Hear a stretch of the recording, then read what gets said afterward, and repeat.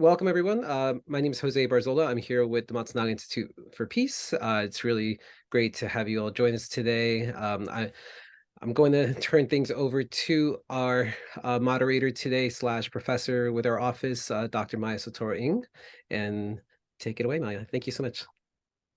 Thank you, Jose, and thank you, Chris, for being here. I'm extremely happy to be able to offer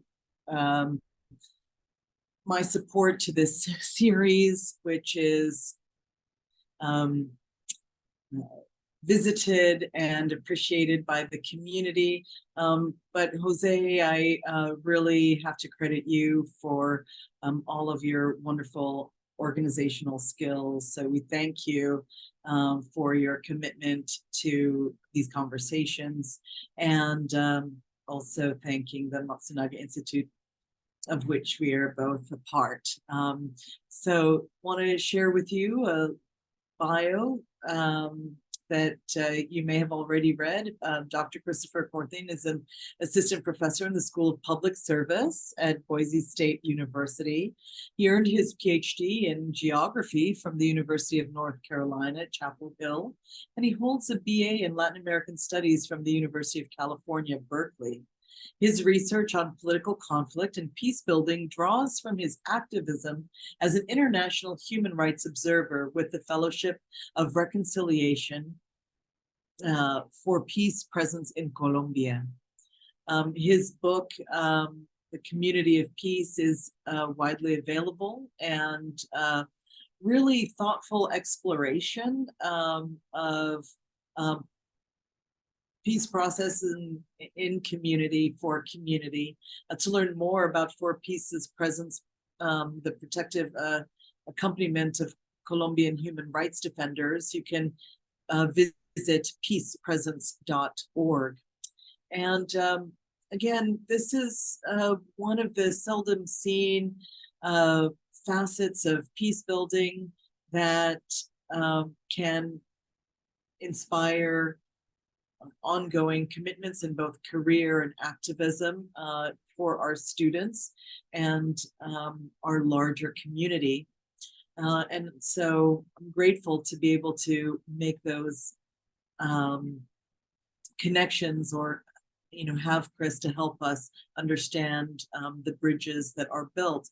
Many of our students are neck deep right now in final papers and projects, and the end of the semester is coming to a conclusion, but many of them are also launching into worlds and careers that will enable this international commitment. And so I'd love for you to perhaps share with us, first of all, what message you have for them, for these students, and tell us a little bit about the writing and creation of Community of Peace, Performing Geographies of Ecological Dignity in Colombia, the book, and the message that you hope to convey to the readers as well as our students.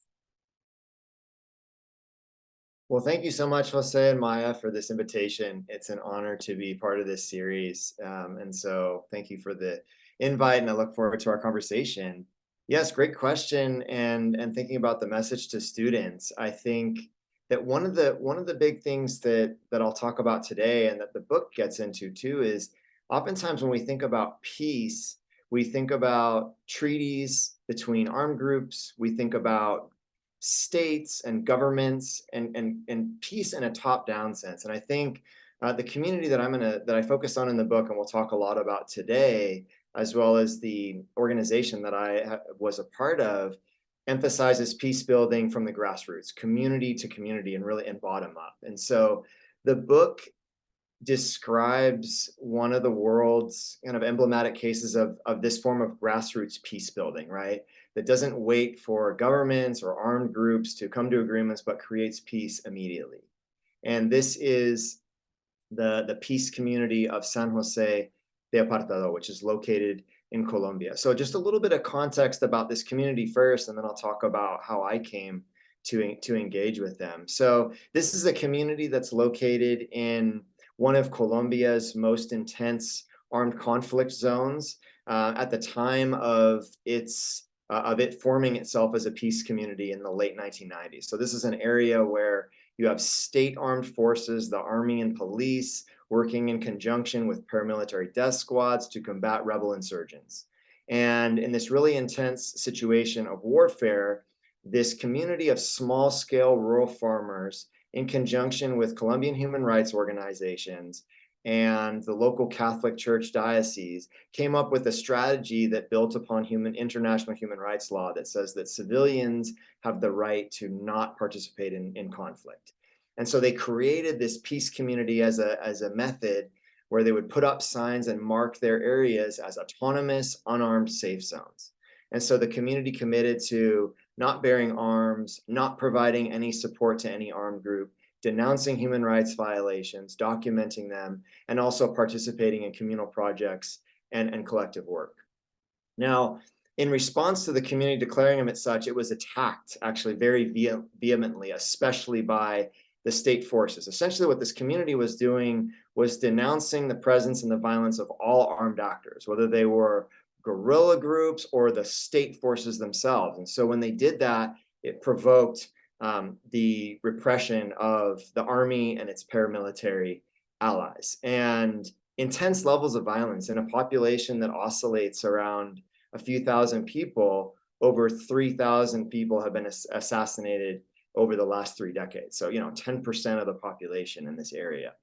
And really, this was part of a broader process of the state and some economic interests, which we'll probably talk about later, that we're trying to appropriate this land for its rich natural resources. So this is related to the global economy, and we'll come back to that later. But and also in this context of Colombia having one of the world's highest rates of internally displacement in the world, around 7 million people. So, but despite this context of this community declaring itself a peace community and suffering repeated massacres, displacements from its villages, over 25 years now, it has survived, and it's maintained its refusal to participate in the war, and it's returned to villages, and it's affirmed its communal independence. So it's a really emblematic example of persevering amidst almost impossible circumstances to create this grassroots peace. And I came to work there initially as a human rights observer with the Fellowship of Reconciliation Peace Presence, which you mentioned a little bit earlier, Maya. And so I did this work, which is called protective accompaniment. And protective accompaniment is a strategy that threatened human rights defenders in Colombia and elsewhere around the world use to have witnesses from other countries witness their processes and be present in their territories, and then spread knowledge about those communities' experiences and their struggles for justice. And in the context of the Colombia-US relationship, where there's a strong military collaboration and military aid networks, accompaniment was a strategy from anti-war activists in the United States to really see what was going on with the military aid there and actually witness the impacts of it, which have been documented to contribute to human rights violations, where training and equipment by the US military has augmented the Colombian military's repressive capacities. So the accompaniment is this strategy to halt some of those attacks.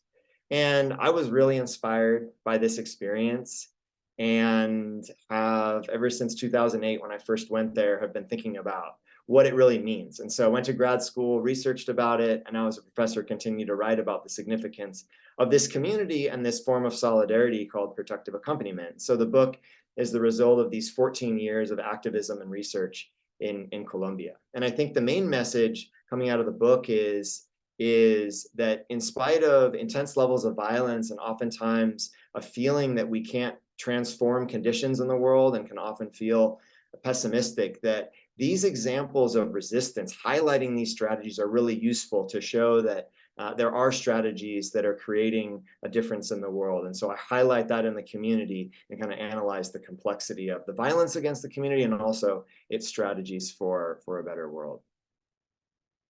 That's extremely powerful, and there must have been some moments of struggle and fear, not only for the community, but for the individuals who accompany. can you tell me a little bit about your personal experience, as well as what led you to your commitment to both environmental justice and human rights more broadly? Definitely. Yeah. So I'll actually start a little bit. Yeah, I'll start off kind of with the personal background, then I'll get to a little bit about what accompaniment looks like there. And because, yes, it's very intense situations, but that actually works for particular reasons. So the question about our personal past and how we come to this work are always interesting, because we have interesting trajectories and things that come together that lead us to do these. And in my case, definitely rooted in my own family and my community that I grew up in. My father served in the Navy in the Vietnam War and for the United States Navy, and came back after that very critical of US foreign policy, US military policy. And so as a young person, my brother and I started learning about conscientious objection to military service, especially in the context of the Gulf War, where the United States had a draft, would have been eligible to be drafted at that time. And so my mom and my dad had took us to do some workshops and learn at the Resource Center for Nonviolence in Santa Cruz, California, which is where I'm from. And ultimately, later down the road, I volunteered there and began to learn more about nonviolent social movements, and was really inspired by those. I also came out of being raised in the Catholic Church, and things that were really instilled in me in those lessons were values of solidarity and serving the poor and opposing empire, which come out in the Gospels pretty strongly. So I kind of had those values that drove me. And then going into college, I studied Spanish, Portuguese, and Latin American studies, and learned a lot more about Latin American politics and history, and also the US's role in the region in terms of oftentimes supporting dictatorships and training militaries in Latin America. So really had me thinking about, how could I have a different type of international relations here between communities that seeks to find alternatives to militarization. So I learned about FOR Peace Presence at an event sponsored by and hosted by the Resource Center for Nonviolence in Santa Cruz. And the team came to present about this project where they were working in solidarity with these nonviolent human rights defenders, and the role that the accompaniers played in buffering some of that violence and then reporting on it. And for me, it really brought together my studies about Latin American history and politics, and also this ethic of community solidarity to oppose militarization nonviolently. And I went in very convicted with that, and accompaniment is very intense work. I mean, a lot of it is, at least in these rural communities, there's also accompaniment of urban activists who are threatened, but especially in rural areas like this, it's walking across villages, deep mud, crossing rivers. I mean, it's very beautiful area, and you really see the land and the way of life that these communities are trying to defend, like why they so fiercely resist being displaced to the city or elsewhere, right? And also intense moments of combat, when the army and the guerrilla group were in open combat with one another, and it's not that far from where we're at, right? Or an armed group like the army would walk into a community village, and the community members would go up and confront them with us standing there and tell them they can't be there because of the community's nonviolent stance, right, to autonomy. And so those were a lot of the day-to-day aspects, and also writing human rights reports about the situation, what's going on there, meeting with diplomatic officials, meeting with the army, the military, kind of the governmental authorities, and communicating to them what we witness going on as a strategy of also trying to halt the attacks from their end. Well, that's powerful, and it occurs to me something that is duplicable, or that can be scaffolded or adjusted for a variety of communities and conflicts and circumstances of imperiled community, but also again of activism, as people are fighting for human rights in myriad ways, not just in the presence of war or acute conflict. I do think that there is such symbolic beauty in that accompaniment. There is the recognition that we need to work in a multifaceted way and repair and engage in restorative practices as well. And I appreciate you sharing. Can you tell us a little more about why environmental protection and sustainable development are crucial in achieving lasting peace? Can you talk more about the connection and how this connection, which is one that I believe in greatly, can be applied in other conflict-affected areas?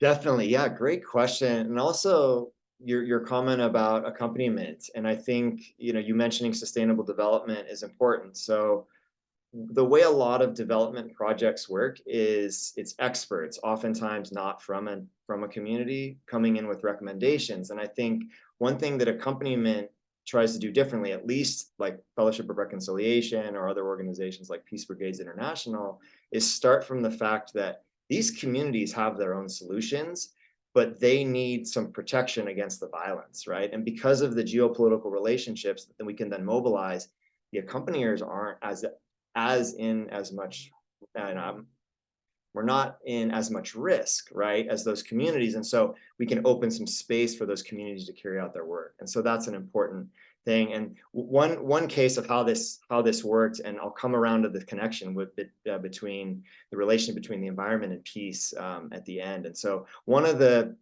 scenarios or experiences that I had that was most emblematic was when in an area neighboring to the peace community. So these were farmers who weren't formally part of the community, didn't have all of those commitments that the peace community was involved in, but they had received some threats from the paramilitary death squad operating in that area. And the death squad, in conjunction with the army, had kidnapped a youth. And so this sent chills through a lot of the people on the outskirts of the peace community, a lot of people displaced from this area. And so the peace community organized a caravan to go out there and see if they could confront this paramilitary group and express some solidarity with the people who were left, who had stayed behind.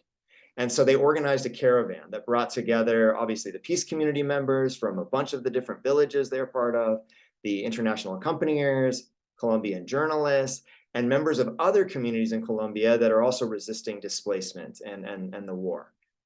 And so marched out there hours and days through stones and rocks and crossing rivers, and ultimately got there. There was only a few people left in the village. Most people had displaced, left behind just rotting clothes and things, really seeing the remnants of those threats. But there were a few people there and accompanied them for a few days. And ultimately, the death squad fled up into the hills, into the forest, and wouldn't show its faces to this caravan that we were a part of. When we were leaving the area, they did shoot off gunshots in the distance, as if to kind of say, we're here, you didn't see us.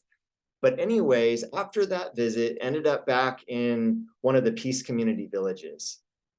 And the peace community hosted a gathering of what they call the University of Resistance. And this is this space that meets periodically, once or twice a year, in different communities across Colombia, where communities that are resisting displacement and are in rural settings share knowledge about land titling strategies and communication methods, and also environmental questions like medicinal plants and healthcare strategies. And so, for instance, in that particular workshop, some of the folks went out into the outskirts of the village, and this is dense forest, and they went out and identified plants that different communities I knew had medicinal purposes.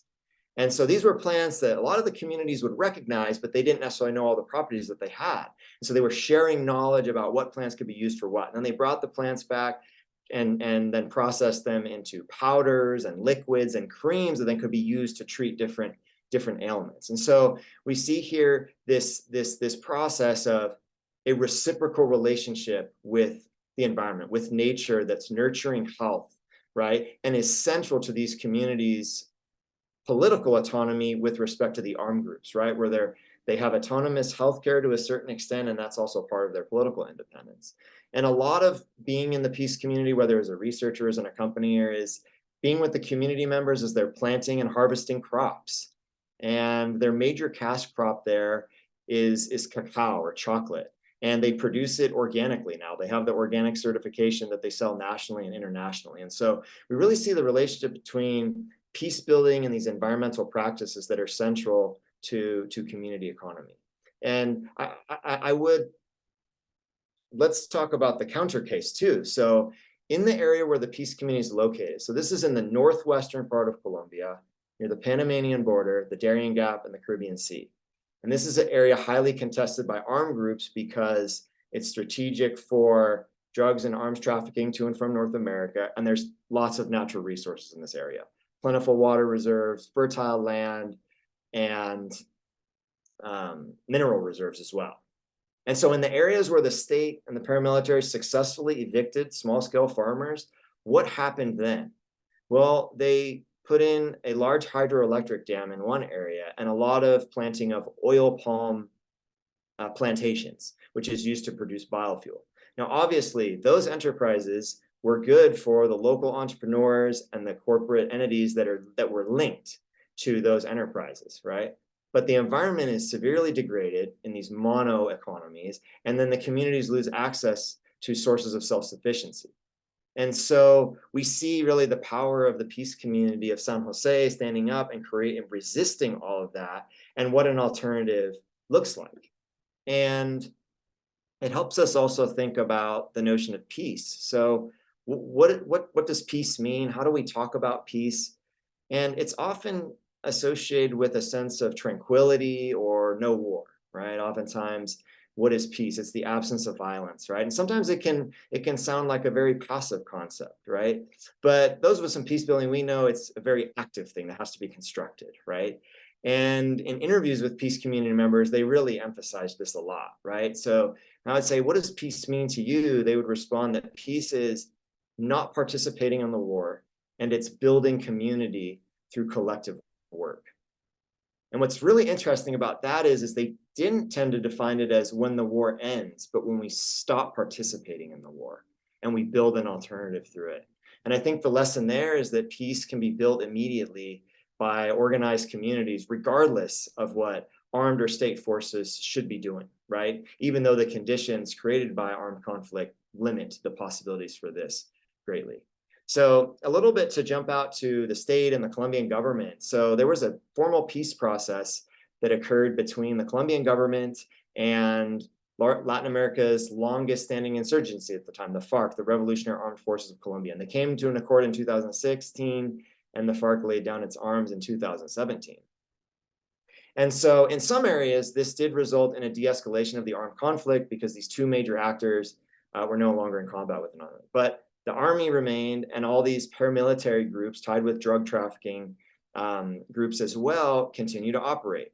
And a lot of the economic model continues to be the same. The Colombian government actually was very open, saying that the economic model rooted in agribusiness, large-scale investments, large-scale mining was not up for debate. And so those economies continue. And so the armed groups that continue to remain, they continue to fight over those, and there's a lot of the violence associated with that. And so I think one key lesson is, with respect for formal peace process, that we have to also have these debates about the economic models at play there that also give rise to the formation of these armed groups to begin with, right? Where people see their only alternative is joining one of these armed groups rather than having a self-sufficient farm or an autonomous community space where they can live with dignity. That's very helpful and insightful. I want to kind of extend that theme by asking you for some additional examples of successful community-led, community-sourced solutions and environmental initiatives in Colombia. Specifically, I'm wanting to know, what you see that might be inspiring, and again, something that can be utilized in other spaces, whether it be some feature of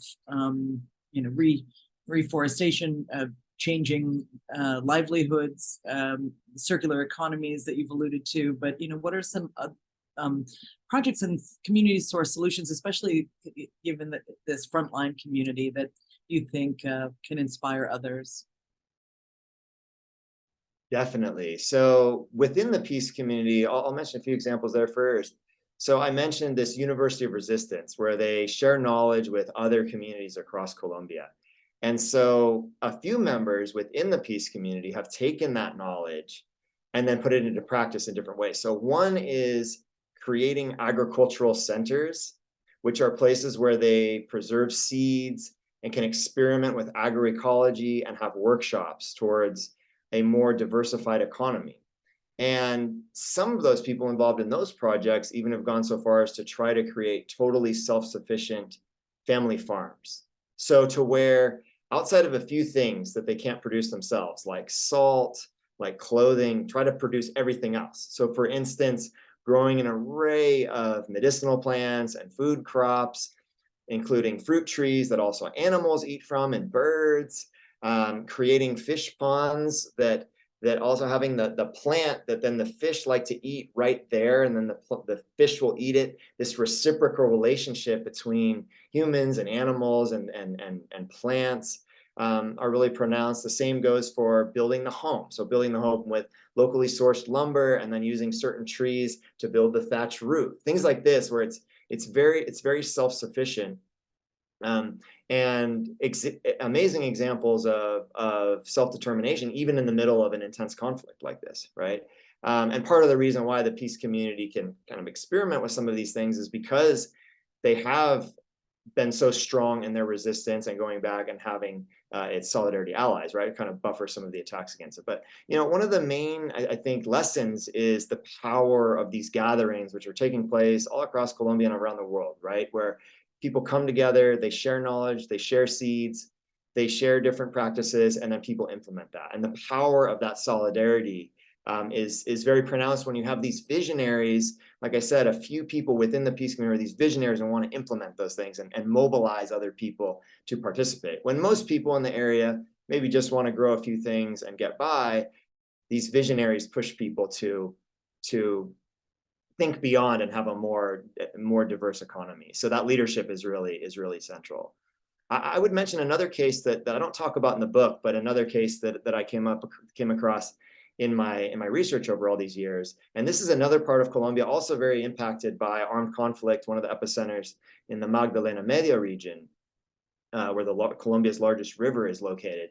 And there is what's called the Zona de Reserva Campesina del Valle del Río Cimitarra. And this is a kind of a rural reserve zone around the Cimitarra River. And the local community organizations there created what they call the Línea Amarilla, which is the yellow line, and actually painted some of the forest in a line and putting certain areas of the forest off limits to any sort of large scale extraction, right? And making that very pronounced to all the actors in the area.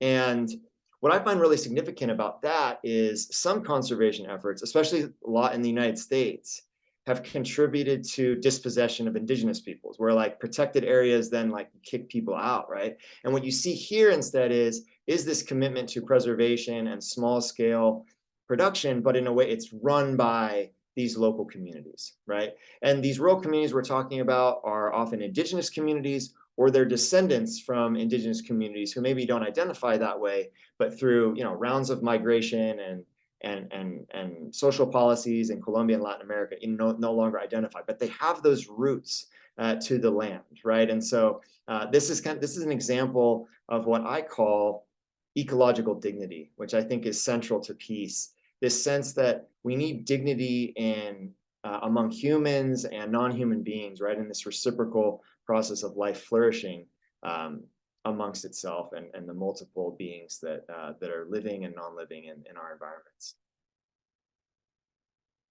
A big part of that dignity is the storytelling. We're so often seeing that in the room where things happen, there are certain stories that are eliminated or ignored, or there are lots of communities, their solutions, but also their persons who are rendered invisible very often in work that is designed ostensibly for both development and peace building and and conservation and climate and that sort of thing. And so I wonder, what are some vehicles to amplify the stories of frontline communities, of Indigenous folks, of women leaders, of people whose stories can inform pathways forward, but but are largely ignored by those folks who have both resources and clout?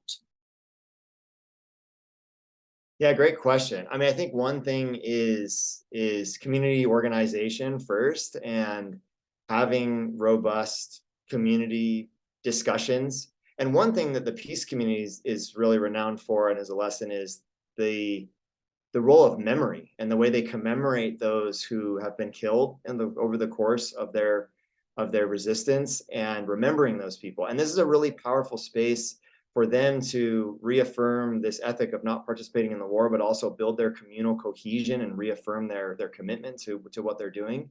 But they're also spaces where other communities, whether they're accompaniers or journalists, are invited into and witness alongside them.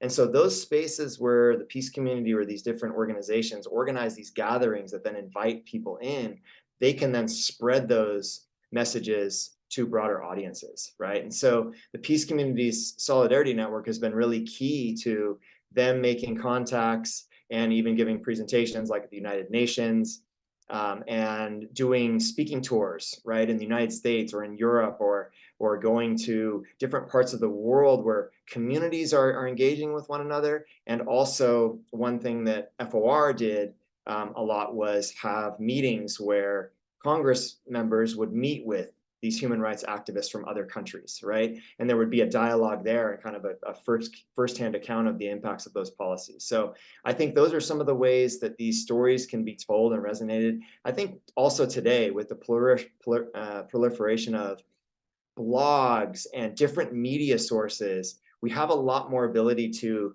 share some of these stories with one another. And obviously this series that you all are doing is one of those places where these stories are being shared. So yeah, it's wonderful to continue to have these type of places to highlight what are oftentimes, yeah, experiences or communities that are marginalized. Well, thank you for being an important storyteller, Chris. Now, I want to ask, how do you think international actors such as governments, NGOs, private sector, can best support and promote the principles of ecological dignity and sustainable development in Colombia and other countries, other than the storytelling, which is already established as an important means of solidarity and support. But what are some other things that those international actors can do or should be doing? Yes, great question, huge question, really important. And honestly, I'm going to reiterate a lot, in my own words, a lot of messages from one of your prior events. If anyone hasn't seen it, the Reimagining Economies in Hawaii, which was a session last year, talks about regenerative economies. And I think that's a really profound event. And a lot of what I'm going to say overlaps with that. They talk about the Hawaiian practice of aloha aina and kind of centering indigenous knowledge. And I really resonate with a lot of the things that came out of that session. And I think that we need to emphasize dignified reciprocity among humans and among non-human beings.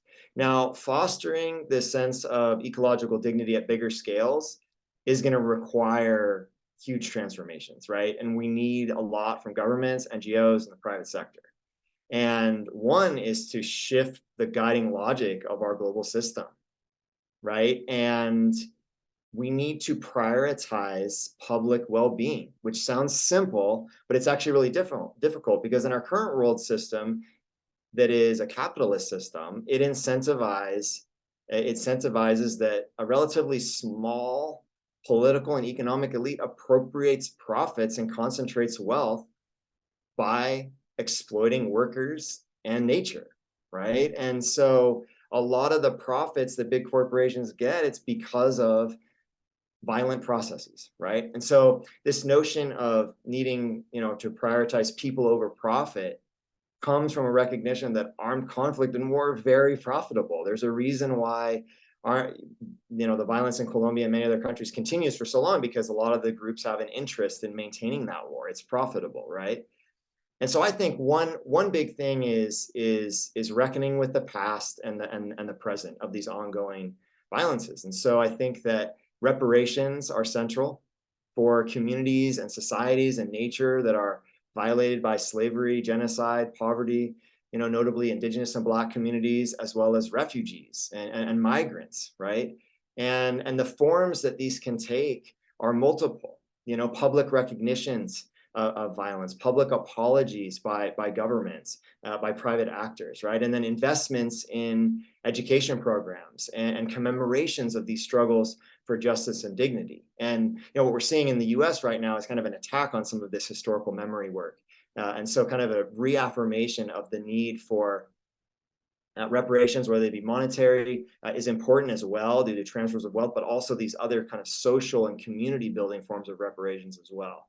And in terms of the bigger kind of energy transition we need, we need the World Bank and other funding bodies to stop funding socially and environmentally destructive mega projects like fossil fuel extraction, which are the driving motor behind a lot of the violence against communities like in San José de Apartadó, right? There's some sort of mineral there, there's some sort of thing that can be appropriated and turned into wealth. And so we need to have another energy economy that is more about self-sufficiency and more renewable sources, which are complicated in their sense, but have a sophisticated, make sophisticated decisions about where we get our energy from. So I think it's important for governments to implement existing labor and environmental protections and enhance those moving forward as the context shift and be dynamic with how we respond to climate change and ongoing, gendered violence, racial violence.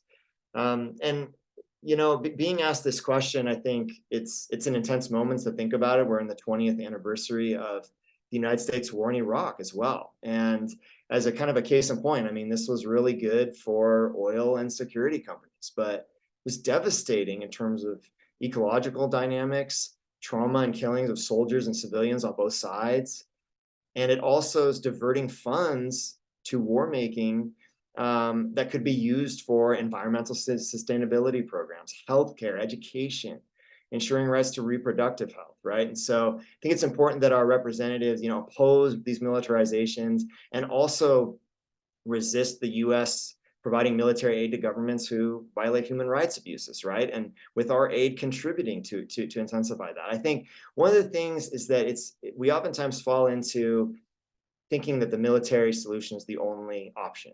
And I do think that self-defense in certain cases is definitely legitimate, but I think defaulting to the military option all the time ignores the fact that those of us who've worked in these conflict zones, as intense as they are, there's always local peace builders, right? There's always people on the ground who are working for justice, reconciliation, reparations, or some form of that. And so international actors need to kind of support those work as well. In the Colombian context specifically, so the peace accord between the government and the FARC contributed to a shift in a lot of funding from in terms of the international arena towards the government to implement the peace process and its different items related to victims' rights and land and the demobilization of the FARC, things like that. But it also contributed to a shift of funds away from a lot of grassroots organizations.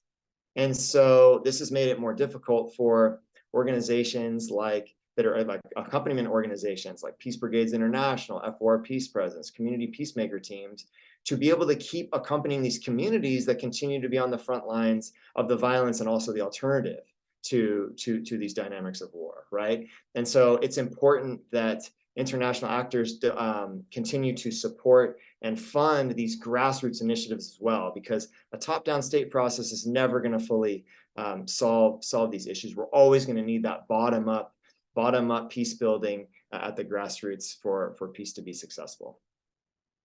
Thank you. So can you tell us a little more for those who are listening on our social media, on our YouTube, in our classrooms, if they are interested in getting involved in those bottom-up environmental justice, human rights, projects and activism, if they are interested in being peace builders, but don't have positions where they are enabled and earning income from peace building, you know, how can people get involved? How can young people get involved?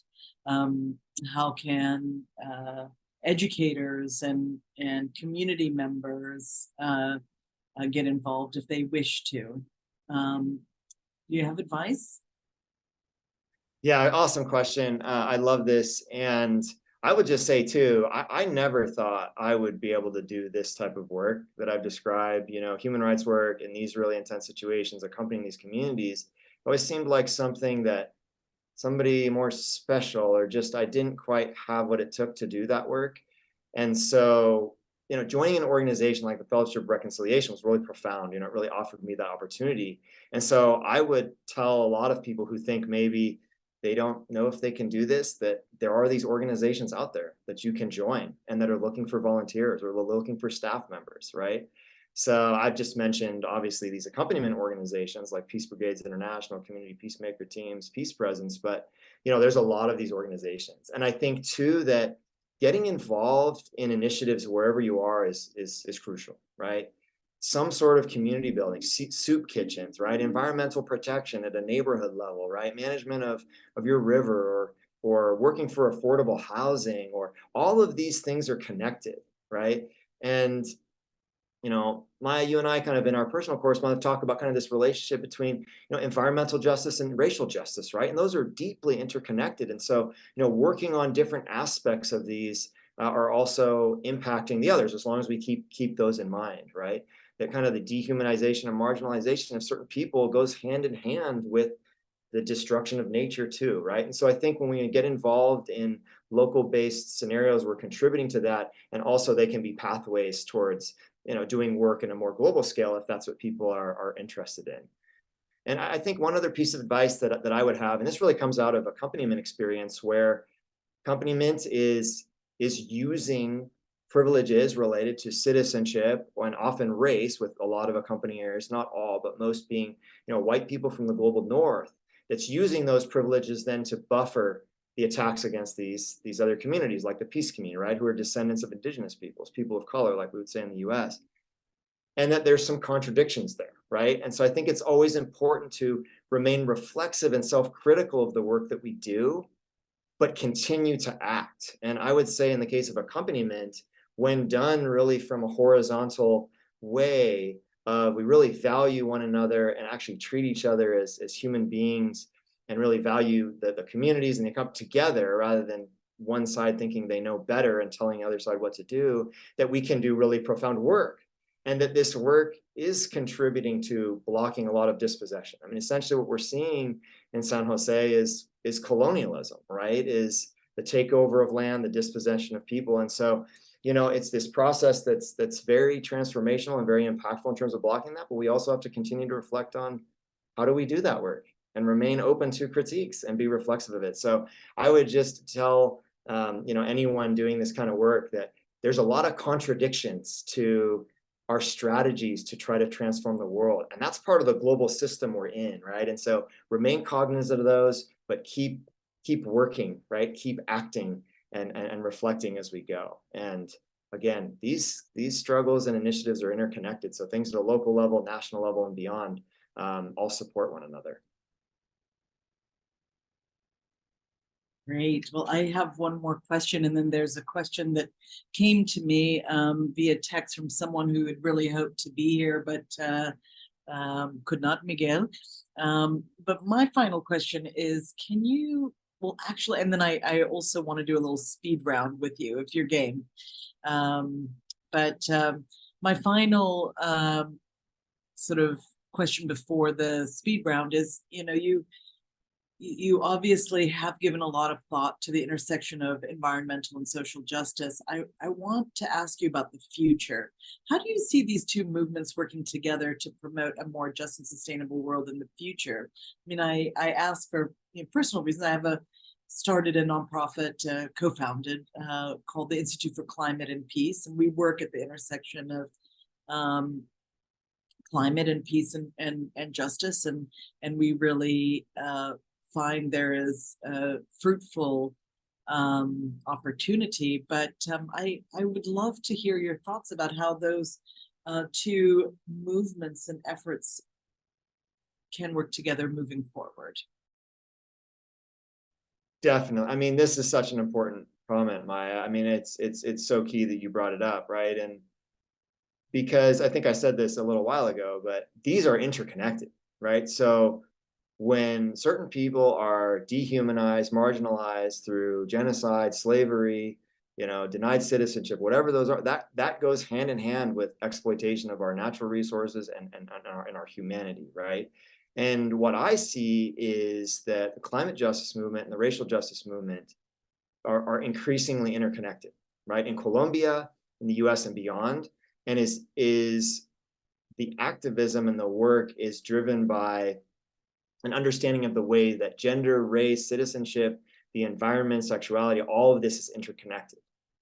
And why that's so important is that as individuals or as communities, we're really complex people, right? So we kind of have we can have a lot of different identities. And so when our campaigns just focus on one thing, that can often sideline. And I think you're kind of referring to some aspects of environmental, work, like some forms of conservation often ignore the racial aspect, right? Or there can be, movements for racial justice that don't consider gender. But what I'm seeing is that through the evolution of social movements and struggles, that these are the intersections between these are increasingly recognized and worked on, right? And I look at the peace community's University of Resistance as an amazing example of this, where it's groups with different ethnicities, right? Some are indigenous, some are Afro-Colombian, some identify as just peasants, right? And you bring in the protective accompaniers. This is a multi-racial solidarity network that doesn't deny people's identities or say everyone has to get rid of an identity, but it's about a political commitment to autonomy and self-sufficiency and collaboration, right? And so it's an affirmation of people's different cultural identities, but also able to collaborate across one another, right? To where we have a form of self-determination that isn't an isolationist one, where the well-being of one area comes at the expense of others, but it's self-determination that actually fosters interconnectedness and this broader ecological dignity. So I think those movements, always, whichever kind of, if you're on one wing or the other, always keeping in mind those. And I think movements are increasingly doing this more and more, which is super important for the future, right? Like you were saying. Absolutely. And there are so many opportunities around resource scarcity or, struggles and worries that accompany the climate crisis, opportunities for real humanity, deepening of connection and empathy and compassion. There are opportunities for sustained dialogue. So not only must we, as we work for justice, bring in these processes and feel ourselves as part of the larger peace-building landscape, but also there are opportunities here to build community in ways that we hadn't before until the troubles came, right? And so, yeah, which is a little bit related to the question that was texted to me. Miguel's question is, how can, sorry. Oh, I see. It's changed.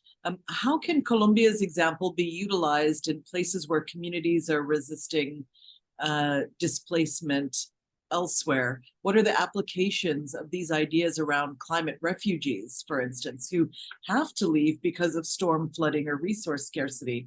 How can their rights be maintained and their communities be supported? Yeah, great question. And the peace community is an example of a case of a community that is rooted in migrations and ultimately settled there and did that, but has stayed on its land and resisted in its area. But a lot of people are forced off, right? And especially due to environmental issues like you were just mentioning, right?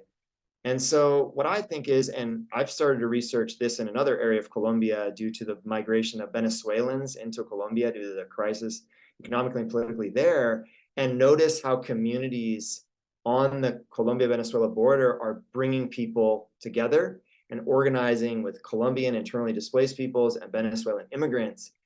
And what they're doing is they're working in very precarious situations, but addressing the basic needs of people. So food, healthcare, housing, and just work on these. I mean, back to kind of what we were talking about before of different ways to get involved in this work. These are all super key words, super key aspects, right? And I would say too that one big barrier to a lot of this is our nation state structure that we have, where our principal identity is like our nation and our nationality and our citizenship. And I think that we really need to have solidarity beyond that and really address human needs no matter who they are, and really have that empathy and that solidarity, and organizations are doing that. And so I think that addressing these basic needs and also infusing it with these broader questions about the future and political systems, economic systems is central as well, right? Doing that work, kind of the theory and the practice all together.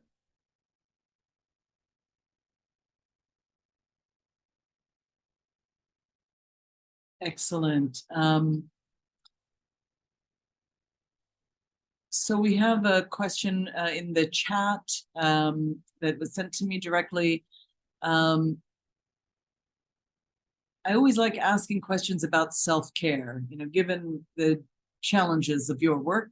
How do you take care of yourself while still engaging in such challenging work and being available to support so many others?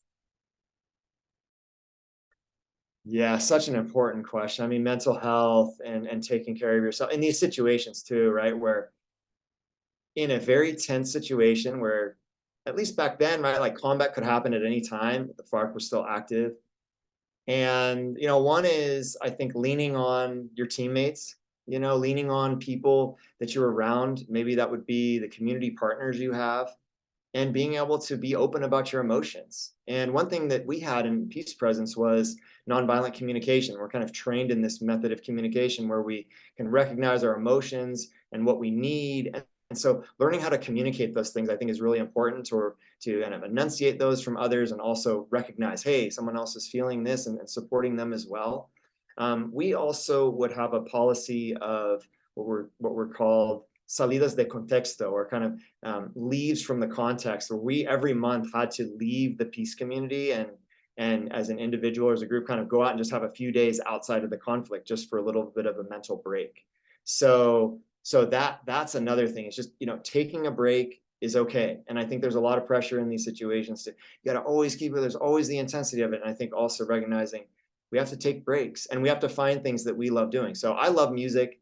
You know, music is one of those things that I find, you know, kind of a connection with the divine, and as a calming space, a reflective space. For other people, it could be yoga, it could be art, it could be drawing, it could be walking, you know, all these things. And I think prioritizing those practices as much as you can while still doing this work is so fundamental. And the organizations have to recognize the intense strain that people are under, right? And provide structure so that people have outlets to where they can, yes, take time away or reflect or get mental support. And it's tough in small teams like this, like Peace Presence, where it's sometimes tough. You don't have a lot of people. You're doing a lot with very small group of people. So kind of continuing to affirm that, hey, we need to make sure we prioritize that is central. Beautiful, thank you. Okay, we have 4 minutes left. So if there are no other questions from the audience, I'll do a little speed round if that's all right. Just a one minute answers. My first question is, someone who is not well known, who moved you during your peace work. Tell us this story about this person.